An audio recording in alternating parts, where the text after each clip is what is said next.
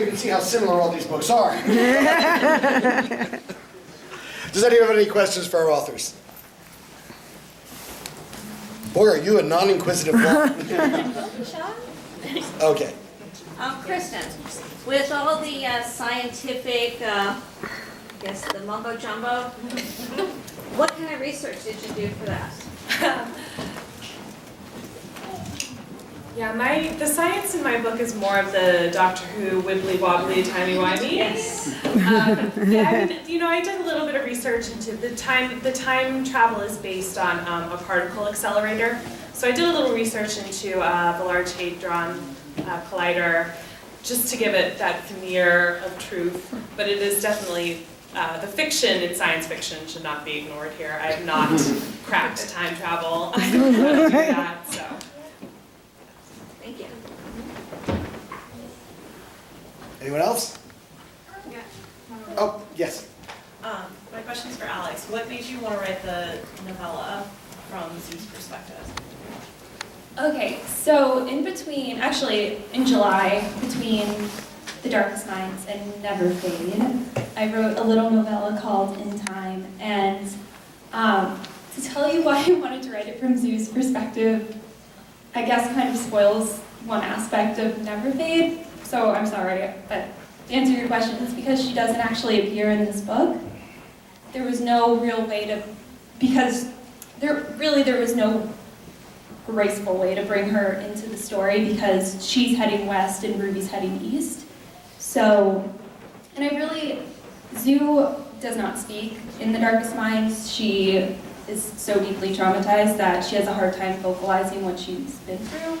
So I felt like in The Darkest Minds I didn't have as much opportunity to really explore who she was as a character because there were 3 other characters who were talking and were so lively, and Zoo is so quiet and so still that sometimes I would forget that she was in a scene, which is a terrible thing to admit as a writer, and I'd have to go back and be like, what's Zoo doing? So, and I love her. That's the other reason I really wanted to write it write it about her, because it's actually not from her perspective. Anyone else? Yes. So this question is sort of for Neal, but it can apply to all of you, I think.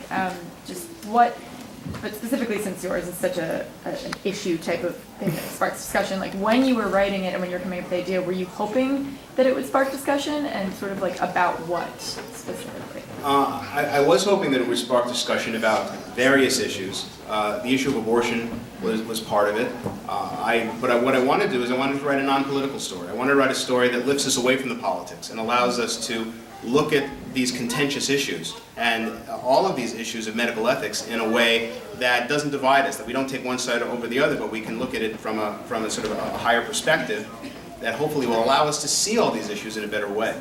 When I first wrote it, because I'm kind of slapping everybody and knocking heads together and saying, stop it already, I thought that I would, both sides would be angry at me, but I found the opposite, is that people on all sides of the political spectrum are embracing the book simply because it is non-political and it's very clearly trying to look at it from a different perspective. So I'm really pleased by the success of the series.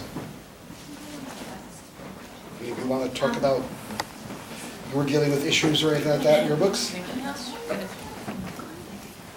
I think that one of the things that about the Life Switch series that I really wanted to kind of get into was the idea of persecution. I mean, with the Salem witch trials, people were treated poorly because they were different and people saw them differently. And I think a big thing that happened in my life when I was some of your guys' age was a lot of bullying happened.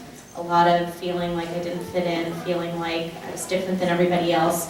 And then there were consequences toward that. And so my first book that came out called What the Spell, which is a prequel spin-off to Life Switch, so it has a different main character, that dealt a little bit more with the bullying that goes on at school, feeling like you're invisible and things like that.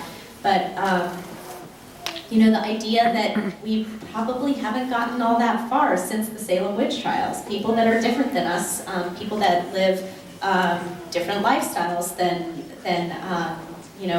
what yours may be. Like, there are people that are still prejudiced and people that still like go do witch hunts for people just because they're different. So I wanted to kind of open up that dialogue, and in that, you know, just because we're different, it doesn't mean that it's bad. Okay, yes. I have a question mainly for Neal, but anyone's welcome to answer this as well. I feel as though a lot of books are coming out as trilogies these days, and I know that this is part of a Dystology or trilogy. But do you feel, in this one you had said that you felt the story needed more room for the story, and that's great, but do you ever feel the pressure from your publishers to write a trilogy because that's what's been hot in the past 5 years? It's like, we need a trilogy, it's going to be good, and I haven't felt, I didn't feel the pressure, but when when I suggested the possibility that I might write a sequel to Unwind, they sent me a contract before I finished the sentence. So it's like, I knew they wanted that. And when I went to them sheepishly about dividing it, they did the same thing. They were just more than happy to make it a bigger series, but they've never pushed me. I've never had publishers push me to do a series. Just some, you know, with Everlost, it started as a single book, and I wanted to do a trilogy because I had the whole trilogy worked out, but they weren't willing to give me a trilogy at first, so I left the book and it ended in such a way that it left you hanging, so there really had to be. and so after I delivered the first book, they said, you know what, yeah, you can do a trilogy of this one. So, but I've never felt pressure to do that. Anybody else? Yeah, I felt like when I first wrote Time Between Us, the first book, I felt like I could write 7, 8, 9, 10 of these books. And I was so enthusiastic about doing a trilogy, at least. And my publisher actually talked me out of doing that. And I'm so happy that, well, my editor too, that she did, because it really was meant to be 2 books. And I love that there's one story from her perspective, it picks up 3 months later from his perspective. And I really felt like if I had been locked into a 3-book series, I wouldn't have told the story the same way. So I'm really happy that it's a 2-book series, and happy that you talked me into doing it as such. Anyone else? Don't want to talk about how your publishers are whipping and beating you? We can't talk about that. Oh, right, I forgot, the code.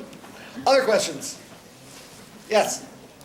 I want to ask them, when do they know that they want to write books?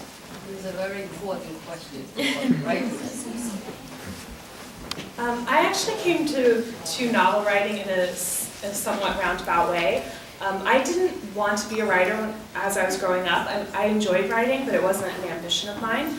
But my mother was really unhappy with the job that I did have, and she was constantly suggesting alternative careers for me. You know, you should be a teacher, you should be a dog groomer, you know, you should be a novelist.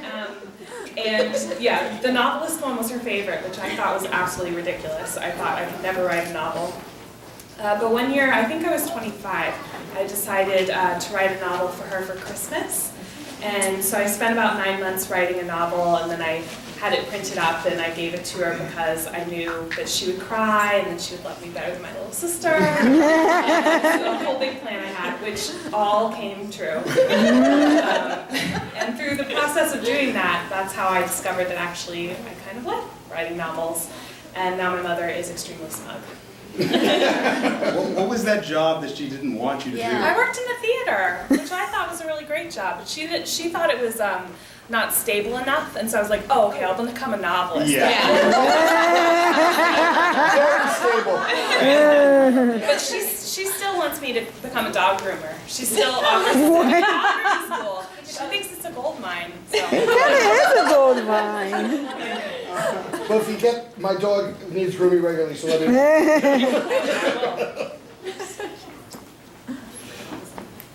I wanted to do this forever, but I honestly never thought that I would or could. And when I got this story in my head, I just really couldn't let it go. So I own a marketing communications firm too, with 2 extraordinary women, and I have 2 little kids, and I have a very full, busy life, but I couldn't let go of the story. So I just started writing it in whatever pockets of time I could find.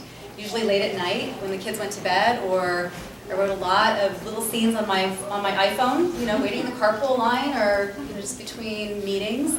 So I just found that I needed to get rid of that conversation in my head that said I couldn't do this because I didn't have time, because I really just wanted and almost had to write this story. So that's what drove me, was just getting it out of my head, getting it down on paper, and honestly, the title of the manuscript was For Me. That was the title that I had as my working title for a year.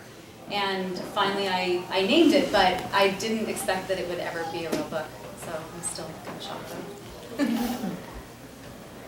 I've wanted to write ever since I could. I wrote my first book when I was 15, and then I spent the next 17, 18 years trying to actually have it published. And so this is what I've always wanted to do. This is my biggest dream come true, and every day I'm scared it's going to be taken away from me. But no, I've always loved writing. So my dad was a freelance journalist, and my main goal in life was to have a job that was really stable and that I would have health insurance. Because when I was growing up, we, like, 1 month would have a lot of money and 1 month we would have no money, and it was just really, it's a hard way for a kid to grow up knowing that the bottom could drop out at any second. So I went away to college and I took all these writing classes, but I was never really going to do it for a living. I was going to go do something stable, and so when I graduated, I became an editor.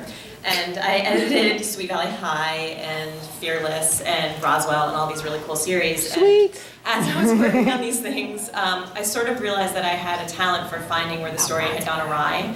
And that was my thing. And other editors would come to me and say, "What's wrong with this? Can you help me figure it out?" And so I realized that kind of story was my thing. And I started working on things on the side of my own. And then one of my friends needed a writer for a project, so I wrote it on the side. And then I did that for a while. And finally, I decided that that was what my true love was, and darn it, I quit my job. I didn't have health insurance for a while. And then I got married and I got it back.